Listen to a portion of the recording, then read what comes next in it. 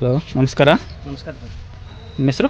Sir Akash ಅಂತ, ಗದ್ದೆಕಣ್ಣೂರು, Kolar taluk, Kolar district. ಹಾಂ.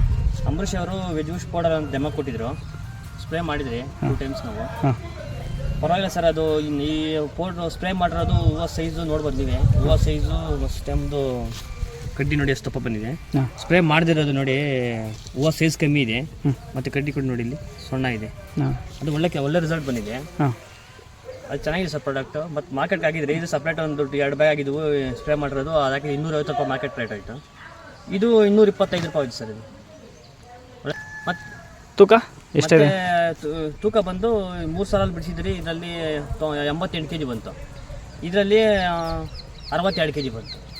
Marketing rate ಕೂಡ ಅಷ್ಟೇ ಒಳ್ಳೆ ರೇಟ್ ಹೋಯ್ತಿದ್ದು, 250 ರೂಪಾಯಿ ಗಂಟೆ ಹೋಯ್ತು. ಹಾಂ.